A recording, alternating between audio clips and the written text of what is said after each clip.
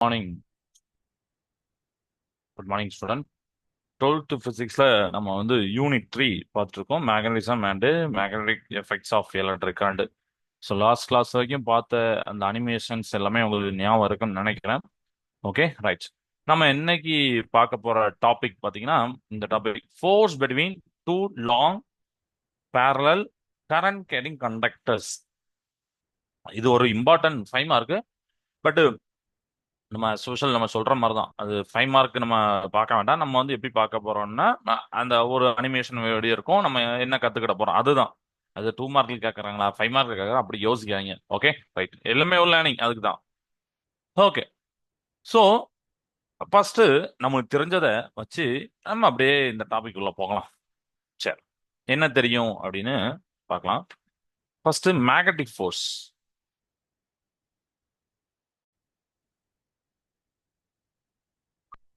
Magnetic force அப்படின்னு நம்ம படிச்சிருக்கோம். மேக்னெட்டிக் ஒன் நத்திங் பட் ரொம்ப நம்ம சின்ன வயசுல இருந்து படிச்சதுதான். ரெண்டு மேக்னெட்ஸ் பாத்தீங்கன்னா அட்ராக்ட் பண்ணும், ரிப்பல் பண்ணும் ஈச் அதர். நம்ம அந்த போலுக்கு ஏத்தாப்ப நம்மளுக்கு சின்ன வயசுல அந்த போல் தெரியாட்டாலும் விளாண்டுருப்போம். சில இது அட்ராக்ட் ஆகும், சில இது ரிப்பல் ஆகும் சொல்லிட்டு. பட் லேட்டரா நம்ம பெரிய கிளாஸ் படிக்கும் போது ஓகே, சேம் போல், ஆப்போசிட் போல் அப்படிலாம் நம்ம படிச்சிருப்போம். சேம் போல் வந்து என்ன பண்ணுதுன்னா ரிப்பல் பண்ணுது, ஆப்போசிட் போல் வந்து அட்ராக்ட் பண்ணுது அப்படின்னு சொல்லிட்டு. ரைட். இப்ப மேக்னெட் இதே மாதிரி இன்னொன்னு படிச்சிருக்கோம் நம்ம. இப்போ என்ன அப்படின்னா, ஒரு ஒயர் இருக்கு, இந்த ஒயர் வழியா எலக்ட்ரிக் கரண்ட் பாஸ் ஆகுது. ம் அப்ப இதுல எலக்ட்ரிக் கரண்ட் பாஸ் ஆனா என்ன நடக்கும்? ஒரு கரண்ட் கரண்ட் வந்து ஒரு ஒயர்ல பாஸ் ஆகுதுன்னா என்ன நடக்கும்? இந்த ஒயரை சுத்தி ஒரு மேக்னெட்டிக் ஃபீல்டு இருக்கும். அப்படிதானே நம்ம படிச்சிருக்கோம், ஒரு மேக்னெட்டிக் ஃபீல்டு.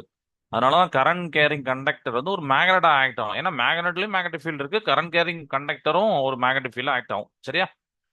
அப்போ ஒரு மேக்னெட்டிக் ஃபீல்ட்ல இந்த கரண்ட் வந்து கிரியேட் பண்ணுது. சரியா? ஏன்னா இது வந்து ஆம்பியர் லா அப்படிதான் சொல்லியிருக்கு. அப்படிதானே? ஆம்பியர்ஸ் லால நம்ம என்ன படிச்சிருக்கோம் பாத்தீங்கன்னா, according to Ampere's law, current carrying conductor generates a magnetic field. சரியா? மேக்னெட்டிக் ஃபீல்ட ஜெனரேட் பண்ணும். ஓகே, ஸோ இப்போ நம்ம வந்து என்ன பண்ண போறோம் அப்படின்னா, நம்ம டாபிக் ஏத்தாப்புல எடுக்கிறோம்.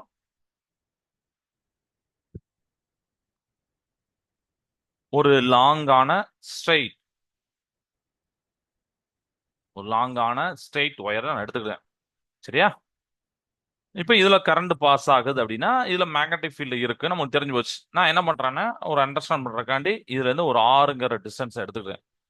சரியா? ஒரு ஒயர்ல, அந்த ஒயர்ல கரண்ட் பாஸ் ஆகுது, அதுல இருந்து 6ங்கிற டிஸ்டன்ஸ்ல எடுத்துக்கிறேன். இந்த இடத்துல நான் மேக்னெட்டிக் ஃபீல்ட் பார்க்க போறேன். சரியா? ஸோ அந்த மேக்னெட்டிக் ஃபீல்ட் எப்படி இருக்குன்னா, B is equal to mu naught I by 2πr அப்படிங்கிற டேம்.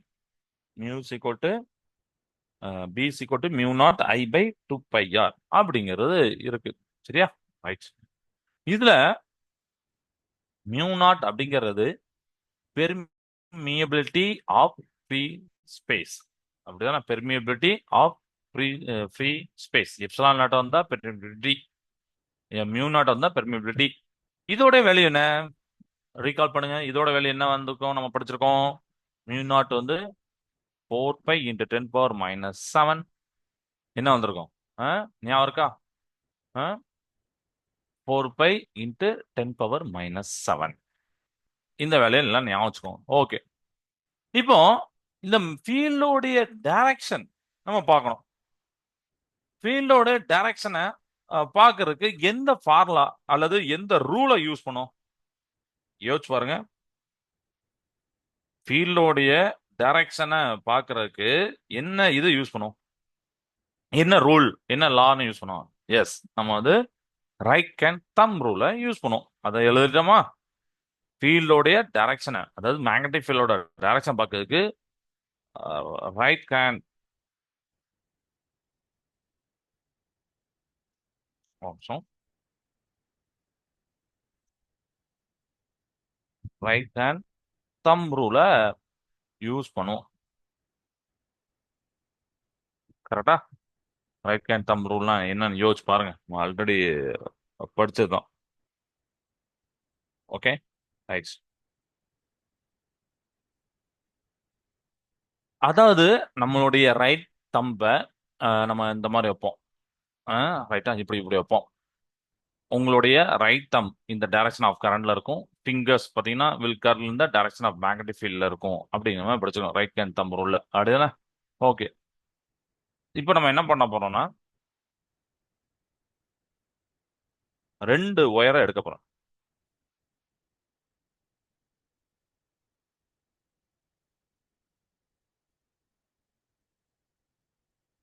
இந்த மாதிரி ரெண்டு ஒயரை எடுக்க போறேன். ஒயரை எடுத்துட்டு அதுவும் பேரலா நான் வந்து எடுக்க போறேன். சரியா? பேரலா நான் வந்து எடுக்க போறேன். Okay. So both wires will have their own magnetic field. எப்போ நீங்க கரண்ட்டை பாஸ் பண்ணும்போது, கரெக்டா? சும்மா அதுல மேக்னெட்டிக் ஃபீல்ட் வருமா? வராது. பேரலா வைக்கிறீங்க. பேரலா நம்ம இமேஜ் பண்றோம். ரெண்டுலயும் நீங்க கரண்ட் பாஸ் பண்ணுங்க. ஐங்கிற கரண்ட் பாஸ் பண்ணுங்க. ஐங்கிற கரண்ட் பாஸ் பண்ணுங்க. அப்போ இப்போ அதுக்குன்னு ஒரு ஓன் மேக்னெட்டிக் ஃபீல்டு இருக்கும் ரெண்டு ஒயருக்கும். சரி, அதுக்கப்புறம் என்ன நடக்கும்? யோசிச்சு பாருங்க. அதுக்கப்புறம் என்ன நடக்கும்? ஓகே, கரண்ட் ஒயர் எடுத்தோம், கரண்ட் பாஸ் பண்ணோம், எல்லாம் ஓகே தான், மேக்னெட்டிக் ஃபீல்டு இருக்கு, ஓகே. பட் அதுக்கப்புறம் என்ன நடக்கும்? ம் எஸ். அதாவது ஒரு ஒயரால ஜெனரேட் ஆகக்கூடிய அந்த மேக்னெட்டிக் ஃபீல்டு பக்கத்துல இருக்கிற இன்னொரு ஒயர் மேல ஒரு ஃபோர்ஸ கொடுக்குது, ஃபோர்ஸ எக்ஸாக்ட் பண்ணுது. இப்போ கிளியர் ஆயிட்டா? ம் ரொம்ப ஈஸியா புரியுதா? ஓகே. அப்போ ஒரு இதுல இருக்கக்கூடிய அந்த ஃபோர்ஸ், ஒரு இதுல இருக்கக்கூடிய அந்த மேக்னெட்டிக் ஃபீல்டு இன்னொரு இதுல என்ன பண்ணுதுன்னு பாத்தீங்கன்னா ஒரு ஃபோர்ஸை எக்ஸர்ட் பண்ணுது. அதே மாதிரி அந்த ஒரு ஒயர்ல பாஸ் ஆகக்கூடிய மேக்னெட்டிக் ஃபீல்டும் இந்த ஒயர் மேல என்ன பண்ணுது? ஒரு ஃபோர்ஸை எக்ஸர்ட் பண்ணுது. இதுதான் இம்பார்ட்டன்டான கான்செப்ட். இந்த டாபிக்லயே பாத்தீங்கன்னா ஃபோர்ஸ் பெட்டிங் தான் முடிச்சிருக்கேன். அதனால நான் சொல்றேன் இதுதான் இம்பார்ட்டன்டான கான்செப்ட். ஓகே, இது வரைக்கும் கிளியர் ஆயிட்டா? ரைட். இப்போ அடுத்து, இப்போ நான் வந்து என்ன பண்றேன் அப்படின்னு பாத்தீங்கன்னா ஒரு ஒரு எக்ஸ்டர்னல் மேக்னெட்டிக் ஃபீல்டு இருக்கு. இந்த மாதிரி இருக்கு, இப்படி இருக்கு. நான் ஒரு சிங்கிள் கண்டக்டர் வைக்கிறேன். இப்படியோ இல்லை இப்படியோ எப்படியோ ஒன்று வைக்கிறேன். சரியா? ஒரு அண்டர்ஸ்டாண்ட் பண்றதுக்காண்டி தான். இப்போ இதுல வந்து கரண்ட் ஐங்கிற கரண்ட் பாஸ் ஆகுது. சரியா? இதோடைய லென்த் எல். ஒரு யூனிஃபார்ம் மேக்னெட்டிக் ஃபீல்ட் இந்த பி அப்படிங்கிற இந்த இது யூனிஃபார்ம் மேக்னெட்டிக் ஃபீல்ட் நம்ம யோசிக்கிறோம். அப்போ இந்த பிங்கிற அந்த யூனிஃபார்ம் மேக்னெட்டிக் ஃபீல்ட் என்ன பண்ணுது அப்படின்னா இந்த கண்டக்டர் மேல ஒரு ஃபோர்ஸை எக்ஸர்ட் பண்ணுது. ஸோ இந்த கண்டக்டர் வந்து ஒரு ஃபோர்ஸை எக்ஸ்பீரியன்ஸ் பண்ணுது. தட் இஸ் எஃப்ங்கிற ஃபோர்ஸை எக்ஸ்பீரியன்ஸ் பண்ணுது. நம்ம அதுக்கு ஃபார்முலா பார்த்துருக்கோம். என்ன? F is equal to I into அதோடைய லென்த் கிராஸ் பி அப்படின்னு படிச்சிருக்கோம். இதோட மேக்னிடியூட் அப்படின்னு பார்த்தீங்கன்னா இது எக்ஸ்பிளைன் பண்ணலாம். அதாவது ஐஎல்பி சைன் தீட்டா அப்படின்னு படிச்சிருப்பீங்க. தீட்டாங்கிறது angle between the current direction and magnetic field. கரண்டோட டைரக்ஷனுக்கும் மேக்னெட்டிக் ஃபீல்டுக்கு உண்டான இதுதான் தீட்டா. இந்த ஃபோர்ஸோட டைரக்ஷன் எப்படி இருக்குன்னா அதுதான் பிளம்பிங்கோட right hand sorry left hand ரூல நம்ம எடுக்கிறோம்.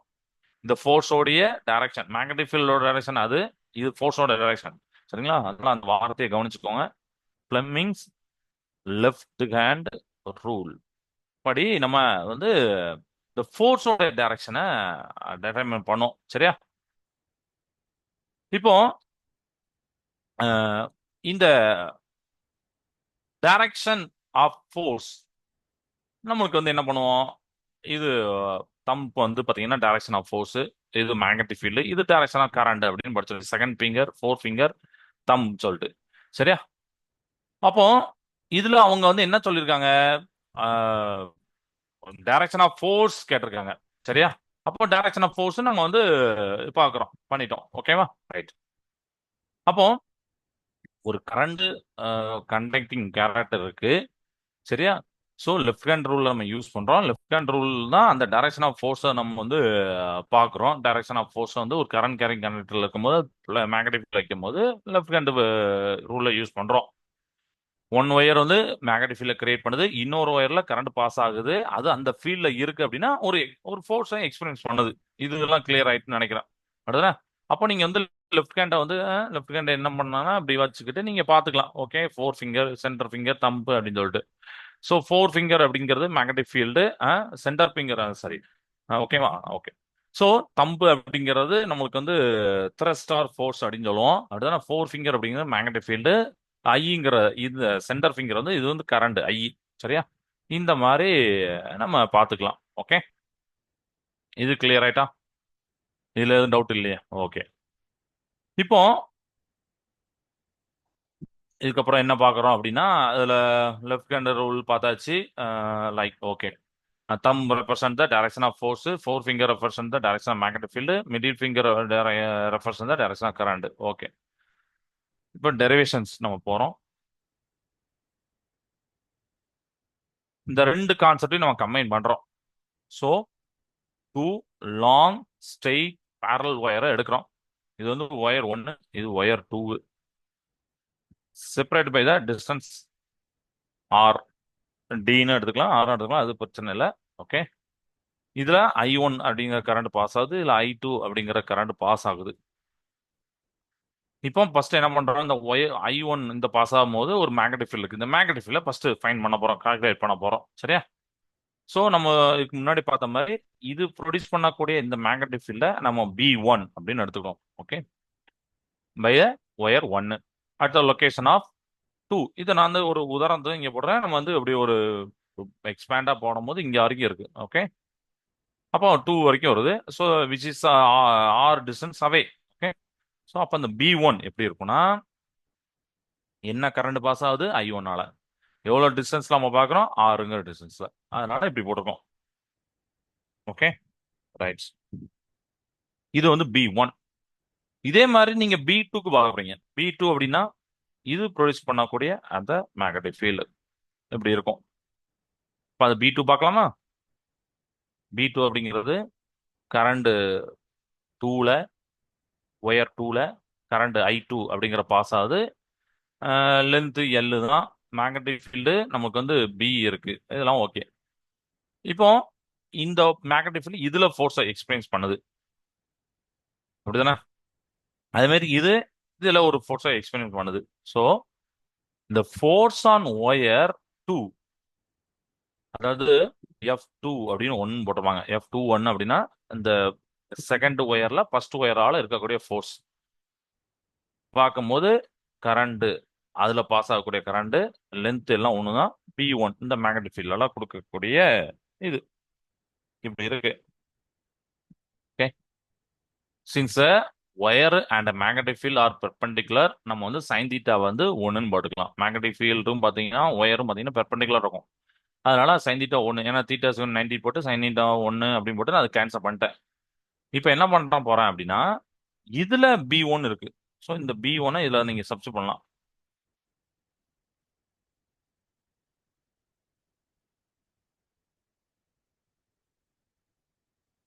எப்படி சப்ஸ்டிட் பண்ணலாம்? சப்ஸ்டிட் பண்ணீங்கன்னா உங்களுக்கு வந்து என்ன ஆயிரும் அப்படின்னு பார்த்தீங்கன்னா, இல்ல ஸ்க்ரீன்ல சைடில் தெரியாம ஒரு ப்ராக்கெட் மட்டும் தான், மற்றதெல்லாம் இல்லை. ஓகே, ரைட்டா? எப்படி இருக்கு? ஓகே. ஸோ இதுல வந்து இப்போ F21 உங்களுக்கு கிடைச்சிருச்சு. ஏன்னா நீங்க மியூ நாட் அதெல்லாம் போட்டு எக்ஸ்பிளைன் பண்ணீங்கன்னா மியூ நாட் I1 I2 அப்புறம் எல் இருக்கு, அப்புறம் 2πr இருக்கு, இப்படிலாம் நீங்க போட்டுருவீங்க. கரெக்டா? ம், அந்த எல்ல நீங்க கீழே கொண்டு வந்தீங்கன்னா ஃபோர்ஸ் பெர் யூனிட் லென்த் அப்படிங்கிறது, ஃபோர்ஸ் ஆன் த லென்த் அப்படின்னு வந்துடும். ஸோ அதான் ஃபோர்ஸ் பெர் யூனிட் லென்த் அப்படின்னு நம்ம சொல்றோம். சரியா? ஓகே. இப்போ இது இது ஒரு மெத்தடு. ஓகே, நம்ம புக்கில் வந்து என்ன பண்ணிருப்பாங்கன்னா டிஎஃப் அப்படின்னு போட்டிருப்பாங்க, IDL கிராஸ் B1 அப்படிலாம் போட்டிருப்பாங்க. எல்லாம் ஒண்ணுதான், நான் சொல்லி கொடுத்த மெத்தடு. அந்த புக்கில் உள்ள பார்க்கும்போது நீங்க வந்து இதெல்லாம் இன்னும் வித்தியாசமா போட்டிருக்காங்கன்னு நினைக்க வேண்டாம். ரெண்டு கான்செப்டும் ஒண்ணுதான். பட் நீங்க அதை உங்க பார்த்தாலே தெரிஞ்சிருக்கும்.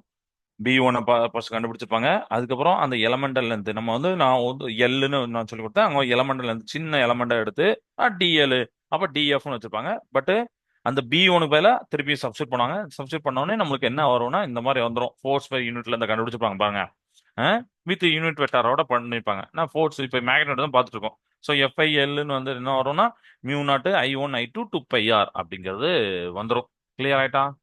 ஓகே, இது புரியுதா? இப்போ ஃப்ரம் த அதுக்கப்புறம் போட்டிருப்பாங்க B2 அப்படிங்கிறத போட்டிருப்பாங்க. எப்படி B1 வச்சு பண்ணீங்களோ அது மாதிரி B2 வச்சு பண்ணுவாங்க. திருப்பியும் DF எடுப்பாங்க. திருப்பியும் அதே தான் வரும். ம் FIL சேமா தான் வரும். ஓகே.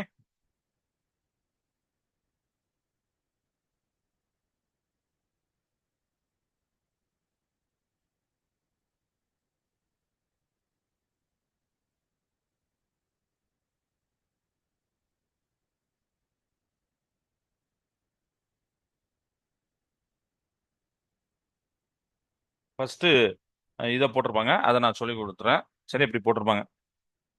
ரெண்டு லாங் ஸ்ட்ரைட் பேரல் கண்டக்டர் எடுத்துருக்கீங்க. Separate by the distance r வச்சிருக்கீங்க. ஏர் மீடியத்தில் I1 I2 கரண்ட்லாம் பாஸ் ஆகுது. A அண்ட் B அப்படிங்கிற ரெண்டு கண்டக்டர் எடுத்திருக்கோம். சேம் டைரக்ஷன் பாஸ் ஆகுது. சரியா, ரெண்டுமே சேம் டைரக்ஷன் எப்படி போட்டுக்கலாம் பாஸ் ஆகுது. அலாங் இசட் டைரக்ஷன் ரெஸ்பெக்டிவ்லி அப்படின்னு போட்டுப்பாங்க. நெட் மேக்னெட்டிக் ஃபீல்ட் நம்ம பார்க்குறோம் டியூ டு கரண்ட் I1னால ஆறுங்கிற டிஸ்டன்ஸ்ல. ஓகேவா, ரைட். அப்போ அதுதான் இங்க போட்டிருக்கோம். இதுல மைனஸ் ஐ கேப் ஏன் போட்டிருக்காங்க உங்களுக்கு தெரியும். யோசிச்சு பாருங்க, மைனஸ் ஐ கேப் ஏன் வந்திருக்கும்னு நினைக்கிறீங்க? மைனஸ் ஐ கேப்னா எதை சொல்லுவோம் நம்ம? எக்ஸ் ஆக்சிஸ்க்கு ஆப்போசிட், அதாவது மைனஸ் எக்ஸ் டைரக்ஷன்ல. ரைட்டா? ஸோ நமக்கு வந்து அலாங் த இசட் டைரக்ஷன் அப்படின்னு சொல்லியிருந்தோம். ஸோ நம்ம வந்து என்ன பண்ணலாம், மைனஸ் ஐ கேப் அப்படின்னு போட்டுறோம். தம் ரூலை யூஸ் பண்ணிப்பாங்க. டைரக்ஷன் ஆஃப் மேக்னெட்டிக் ஃபீல்டு வந்து பார்த்தீங்கன்னா perpendicular plane of the paper and inwards. So cross போட்டுப்பாங்க. ஓகே, நெகட்டிவ் ஐ டைரக்ஷன்லாம் போட்டுப்பாங்க. அப்போ அதுல ஒரு ஸ்மால் எலமெண்டல் லென்த் எடுக்கிறாங்க. டிஎல் அப்படிங்கிற அந்த லென்த் எடுக்கிறாங்க. மேக்னெட்டிக் ஃபீல்ட பார்க்குறோம். கண்டக்டர் இன் கண்டக்டர் பி, அந்த கண்டக்டர் பில ஸ்மால் எலமெண்டல் லென்த் எடுக்கிறோம். மேக்னெட்டிக் ஃபீல்ட்ல இருக்கு. இப்போ அந்த மேக்னெட்டிக் ஃபீல்ட நம்ம வந்து B1 தான் சொல்லுவோம். ஏன்னா இதால தான் அங்க நடந்திருக்கு அது. அப்போ லாரன்ஸ் ஃபோர்ஸ் நம்ம யூஸ் பண்ணோம். அதுதான் நம்ம போட்டிருந்தேன். So df equal to I2 dl. அதாவது அந்த கரண்ட் கண்டக்டர்ல பாஸ் ஆகக்கூடிய கரண்டை தான் எடுக்கணும் தவிர, சில பேர் இந்த கரண்ட் எடுத்துருவாங்க, அது எடுக்கக்கூடாது. அந்த கண்டக்டர்ல பாஸ் ஆகக்கூடிய I2 தான் எடுக்கணும். Dl cross. இப்போ மேக்னெட்டிக் ஃபீல்ட் ஃபர்ஸ்ட் உள்ளது மேக்னெட்டிக் ஃபீல்ட் எடுக்கணும். ஓகே, இதுக்கப்புறம் என்ன பண்ணிக்கலாம், I2 டிஎல். நம்மளுக்கு ஆல்ரெடி வி ஹேவ் ஏ என்ன இருக்கு, B1 இருக்கு. அதை நான் சப்ஸ்டிட் பண்றேன்.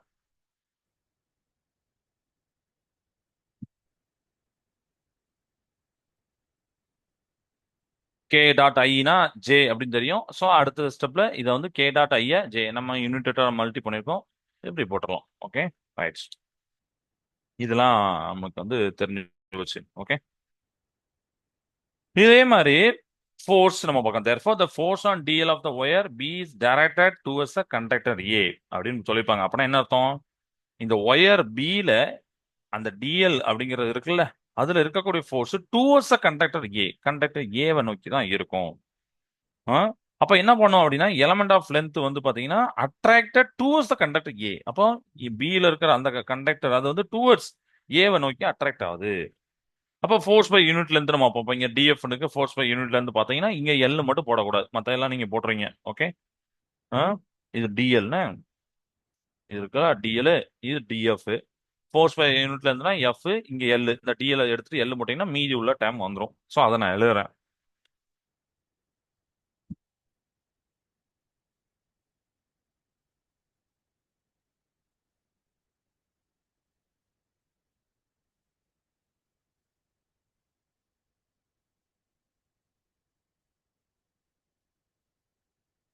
இப்படி போட்டுடலாம்.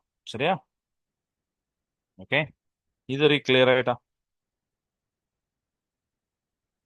அந்த யூனிட் வெக்டார் ரொம்ப ரொம்ப முக்கியம்பா.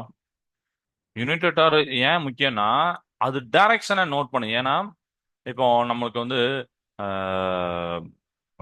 லைக் ஒரு வெக்டார் அப்படின்னா என்ன அர்த்தம்? அதுக்கு வந்து கண்டிப்பா டைரக்ஷன் வித் மேக்னிடியூட் இருக்குன்னு அர்த்தம். கரெக்டா?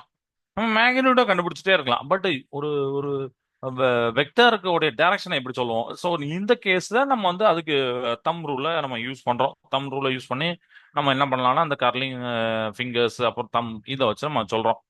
ஸோ யூனிட்டேட்டர் யோசிச்சு பாருங்க. இப்போ ஐங்கிற யூனிட்டேட்டர் பாசிட்டிவ் எக்ஸ் டைரக்ஷன்ல இருக்கும். மைனஸ் ஐனா நெகட்டிவ் எக்ஸ் டைரக்ஷன்ல இருக்கும். ஜேனா ஒய் டைரக்ஷன், மைனஸ் ஜேனா மைனஸ் ஒய் டைரக்ஷன்ல, கேனா இசட் டைரக்ஷன். இப்போ மைனஸ் இசட்லனா மைனஸ் கே அப்படின்னு சொல்லுவோம். அடுத்து நான் வெக்டாருக்கு இந்த மாதிரி இருக்கும், மேக்னெட் அண்ட் டைரக்ஷன் இருக்கும். யூனிட் வெக்டார் அப்படின்னா ஒரு வெக்டாருக்கு வேல்யூ வந்து 1 இருக்கு, அதுதான் யூனிட் வெக்டார்னு சொல்லுவாங்க. அதுல வந்து இந்த மாதிரி நம்ம கேட் அப்படின்னு சொல்லுவோம், அப்படின்னு போடுவோம். இது இருக்குல்ல, இது அப்படி சொல்லுவோம். பை கேப் அப்படின்னு சொல்லுவோம்ல, கேட் அப்படின்னு சொல்லுவோம், கேப்னு சொல்லலாம், கேட்னு சொல்லலாம். இது வந்து எதுக்கு யூஸ் ஆகுது? டைரக்ஷனை இண்டிகேட் பண்றதுக்கு. ஓகேவா? அதை தான் நம்ம மெயினா பார்க்கணும், டைரக்ஷனை இண்டிகேட் பண்றதுக்கு. ஒரு unit vector along the x axis தான் ஐ கேப். ஒரு unit vector along the y axis தான் ஜே கேப். ஒரு unit vector along the z axis தான் கே கேப் அப்படின்னு தெரியும். ம். ஓகே. அப்ப இதுக்கப்புறம் அந்த மைனஸ் ஐ, ஏன் ஜே கிராஸுக்கு ஐனா என்ன, கே கிராஸ் ஐனா என்ன அப்படிங்கிறது உங்களுக்கு புரிஞ்சுதா? Okay, right.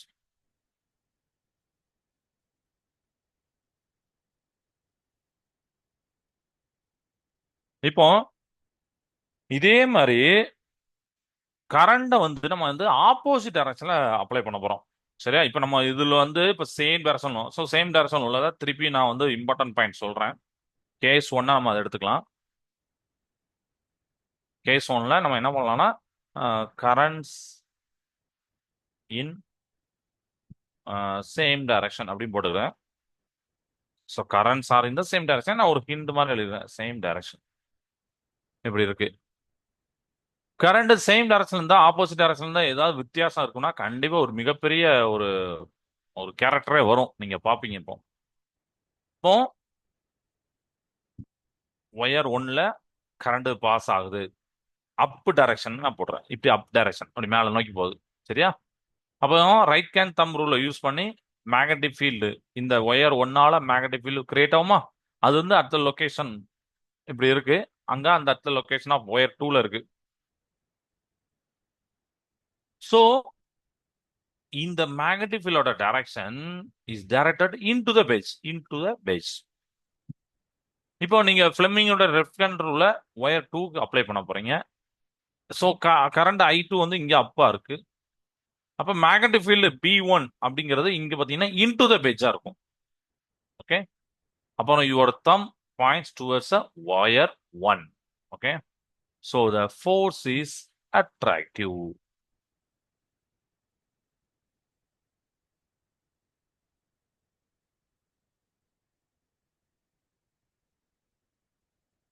அட்ராக்டிவ் அப்படின்னா என்ன அர்த்தம்? நீங்க அதை நல்லா பார்த்துக்கோங்க. அட்ராக்டா எப்பெல்லாம் இருக்கும் அப்படின்னு பாத்தீங்கன்னா, force between the two parallel current carrying conductor is attractive if they carry current in the same direction. Okay, அதுதான் அங்க சொல்லியிருப்பாங்க புக்ல. சேம் டைரக்ஷன்ல இருக்கிறதுனால நம்ம அதை சொல்றோம்.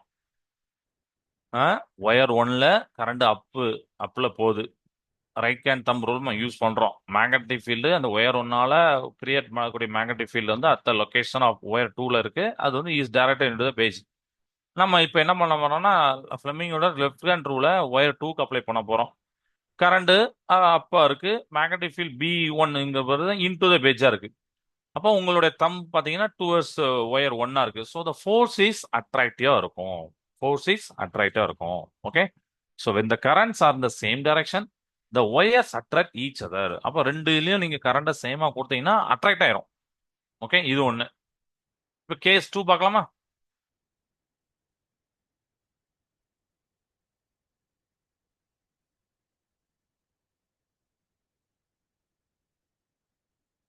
கேஸ் 2 அப்போ கரண்ட்ஸ் வந்து ஆப்போசிட்டர்ல இருக்கும்.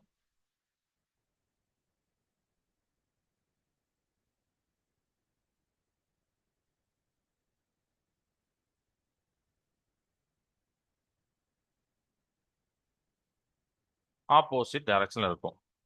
ஒயர் ஒன்ல கரண்ட் அப்ல போகுது, ஒயர் டூல பாத்தீங்கன்னா கரண்ட் வந்து டவுன்ல போகுது. இப்படி.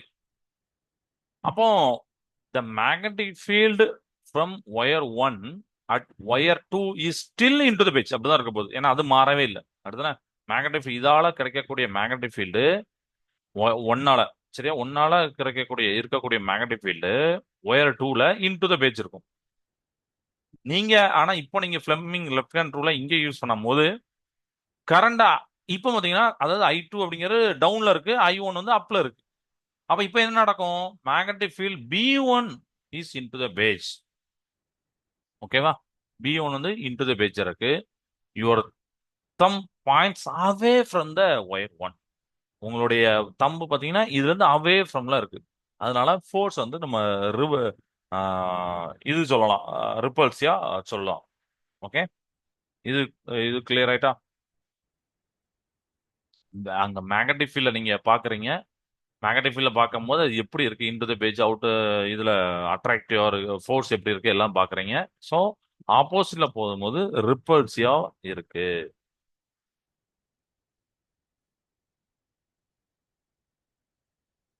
So when the currents are in the opposite direction, the wires repel each other. இது கிளியர் ஆயிட்டா? யோசிச்சு பாருங்க. இது கிளியர் ஆயிட்டா? Okay. Right. So this is very important concept here. இப்போ இதுல ஆம்பியர் அப்படிங்கிற ஒரு டெஃபினிஷன் சொல்றாங்க. அந்த ஆம்பியர்ங்கிற டெஃபினிஷனை அந்த ஒரு அனிமேஷன் வீடியோ காமிச்சிட்டு அந்த அனிமேஷனை பார்த்துட்டு அந்த ஆம்பியரோட டெஃபினிஷன் போகலாம். ஒரே நிமிஷம் நான் ஷேர் பண்றேன்.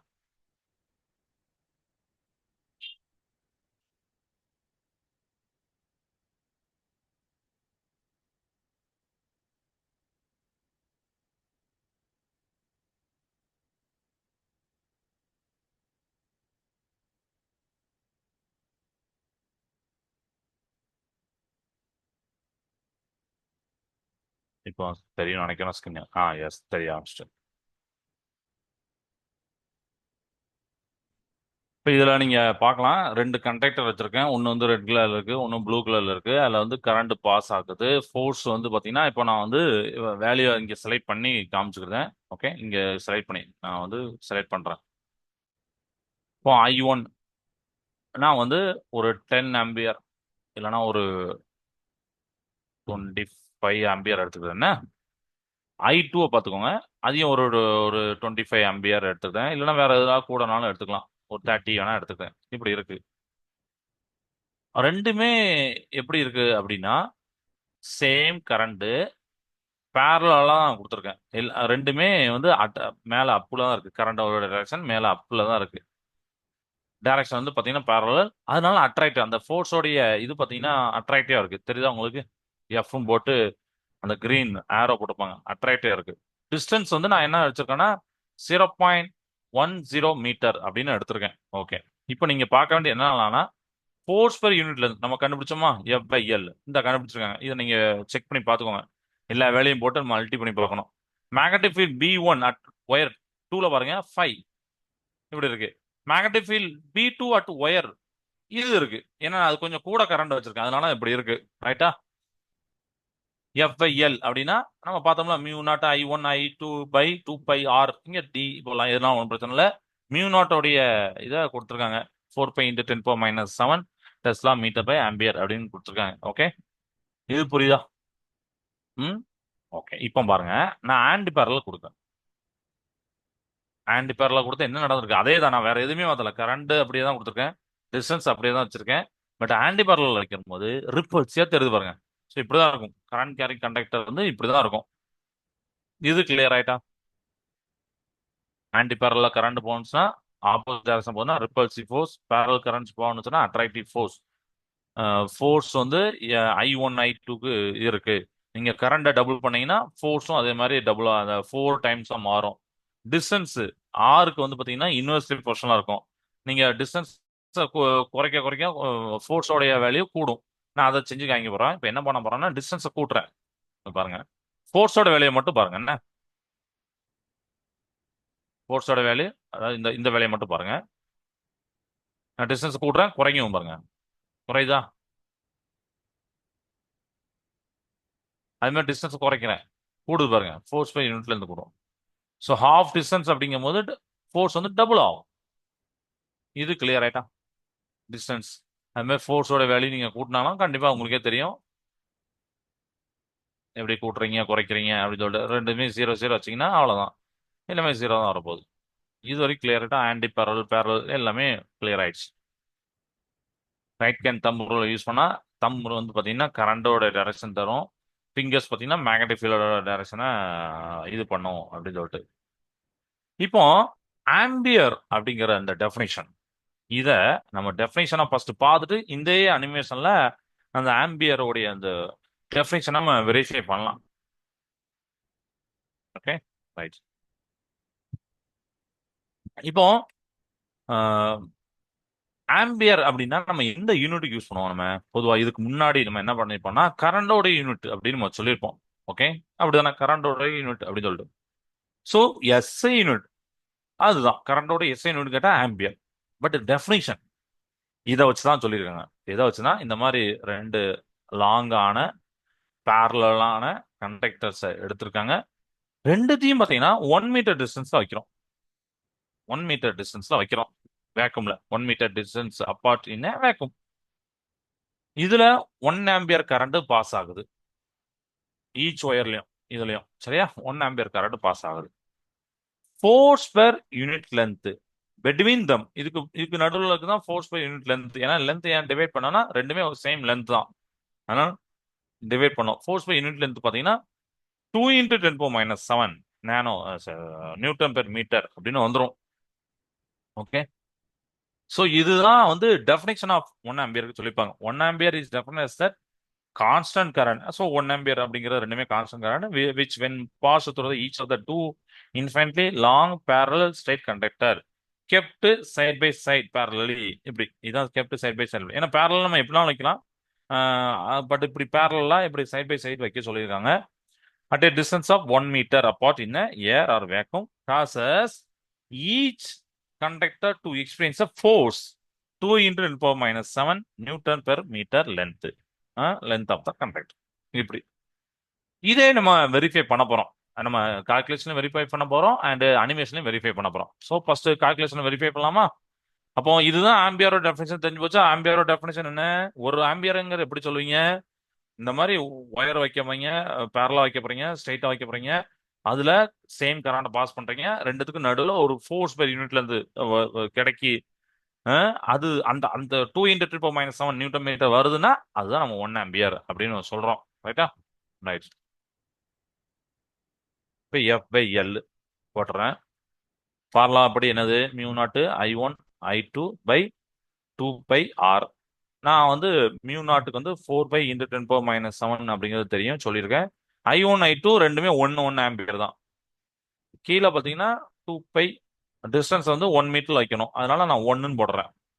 அப்ப இதை பார்த்தாலே தெரியுது, இந்த பை கேன்சல் ஆயிரும், 2 கேன்சல் ஆயிரும். அப்போ 2 × 10⁻⁷ மட்டும் தான் வரப்போகுது, நியூட்டன் மீட்டர் வரப்போகுது. அவ்வளவுதான். இது வெரி வெரி சிம்பிள் கால்குலேஷன் தான். அவ்வளவுதான். அப்போ 1 மீட்டர், சாரி 1 ஆம்பியர் அப்படிங்கிறது is that steady current which when flowing in each of two long parallel conductors of இன்னும் சொல்ல போனா negligible cross section placed 1 meter apart in a vacuum produce a force. இந்த ஃபோர்ஸை produce பண்ணா அது 1 ampere. சரியா? 1 metre length of each conductor. Clear ஆயிட்டா? நான் திருப்பி சொல்றேன். 1 ஆம்பியரோட ஏன்னா 1 ஆம்பியர் டெஃபினேஷன் தனியாவே கேட்பாங்க, 2 மார்க் 3 மார்க் கேட்பாங்க. டெஃபைன் 1 ஆம்பியர் ரொம்ப ரொம்ப ஈஸி தான். 1 ஆம்பியர் அப்படிங்கிறது ஒரு ஸ்டெடி கரண்ட் குறிக்கி. இந்த ஸ்டெடி கரண்ட் எதுல பாஸ் ஆகுதுன்னா ரெண்டு லாங்கான பேரலான ஒரு நெக்லிஜிபிள் கிராஸ் செக்ஷனா இருக்கக்கூடிய ரெண்டு கண்டக்ட்ல பாஸ் ஆகுது ஒரு ஸ்டெடி கரண்ட். அந்த ரெண்டு கண்டக்டுமே 1 மீட்டர் டிஸ்டன்ஸ்ல இருக்கு, வேக்கும்ல இருக்கு. அப்போ ரெண்டுலுமே கரண்ட் பாஸ் ஆகும் போது ரெண்டுத்துக்கு நடுவுல ஒரு ஃபோர்ஸ் கிரியேட் ஆகுது. ஏன்னா ஃபோர்ஸ் பத்தி எவ்வளவு நேரம் நம்ம படிச்சாச்சு, அதனால இப்ப அடுத்த லெவல் போயிருக்கோம். ஃபோர்ஸ் பை யூனிட் அது ஆப்போசிட் ஃபோர்ஸ், அட்ராக்டிவ் ஃபோர்ஸ் அப்படிங்கிறது இருக்கு. பட் என்ன, ஸோ 2 × 10⁻⁷ இந்த மாதிரி ஃபோர்ஸை கிரியேட் பண்ணுச்சுன்னா அப்ப அது 1 ஆம்பியர். கிளியர் ஆயிட்டா? ஓகே, இப்ப பாருங்க. இப்ப நம்ம அந்த அனிமேஷன் வீடியோ போலாம். இததான் நம்ம செக் பண்ண போறோம். இப்ப நான் என்ன பண்றேன்னா எல்லாத்துலயும் 1 வைக்கணும். இப்ப பாருங்க, கரண்ட் நான் வந்து 1 ஆம்பியர் எடுத்துக்கிறேன், குறைக்கிறேன். அப்படி அந்த சர்க்கிளே ரொம்ப சின்னதா தான் தெரியும். கரண்ட் 2யும் நான் 1 ஆம்பியர் எடுத்தேன். டிஸ்டன்ஸ் வந்து 1 மீட்டர் எடுக்க போறேன். அப்போ கரண்ட் 1 ஆம்பியர், அது I1 I2 1 ampere, distance 1 metre அப்படின்னு எடுத்துக்கிறேன். இப்போ நீங்க நோட் பண்ணுங்க, இதா இருக்கு பாருங்க, தெரியுதா?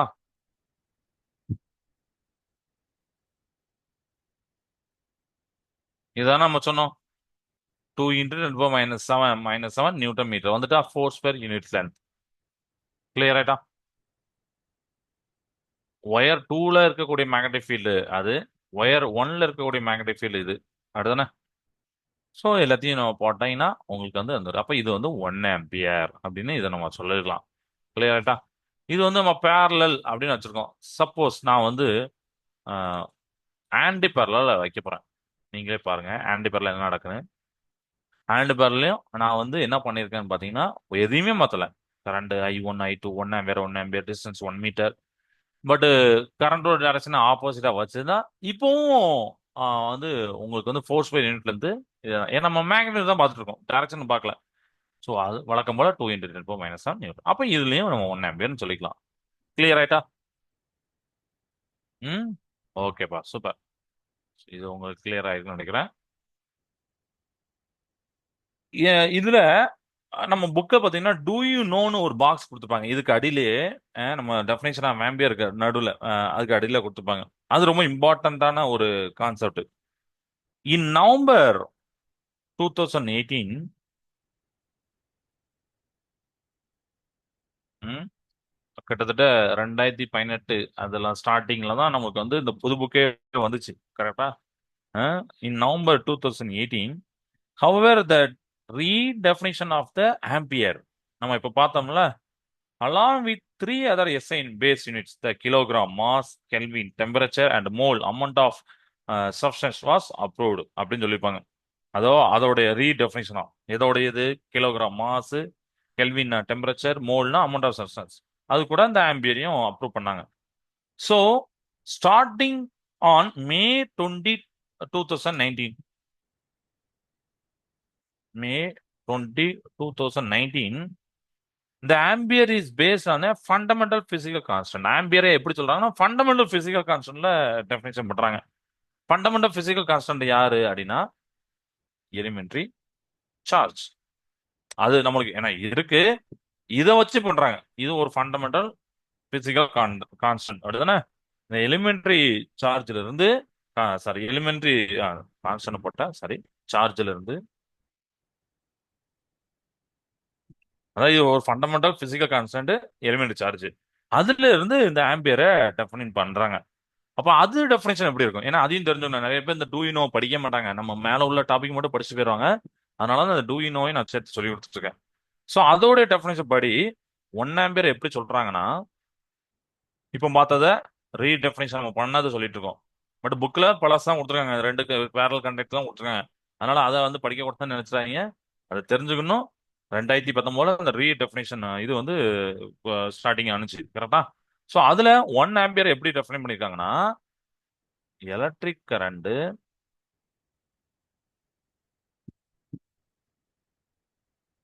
corresponding to the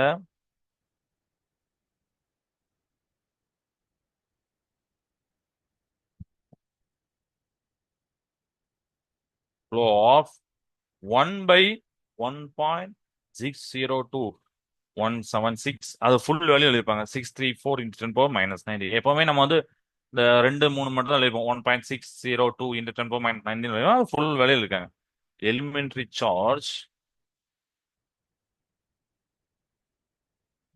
charges per second, இதுதான் அதோடைய definition.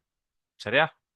Electric current corresponding to the flow of இந்த இந்த அமௌண்ட் ஆஃப் 1 by இந்த எலிமெண்ட் சார்ஜஸ் பெர் செகண்ட்ல இருக்கக்கூடிய அந்த கரஸ்பாண்டிங் எலக்ட்ரிக் கரண்ட் தான் 1 ஆம்பியர் நம்ம சொல்றோம். ஸோ இதையும் நீங்க தெரிஞ்சு வச்சுக்கோங்க. ஃபர்தரா உள்ளதை நீங்க வந்து அதை இது பார்த்துக்கலாம், நெட்ல போய் பார்த்துக்கலாம். அது ஏன் இப்படி சொன்னாங்க, எப்போ சொன்னாங்க அப்படின்னு ஃபர்தரா ஏதாவது உங்களுக்கு தேவைன்னா டீட்டெயில் நீங்க பார்த்துக்கலாம். சரியா? ஸோ இந்த கிளாஸ் இது வரைக்கும் போதும். நம்ம அடுத்த கிளாஸ்ல இன்னொரு டாபிக்ல பார்க்கலாம். சரிங்களா? ஸோ கிளாஸ் நேரத்தை வாழ்க பாரதம், வெல்க தமிழகம். நன்றி, வணக்கம்.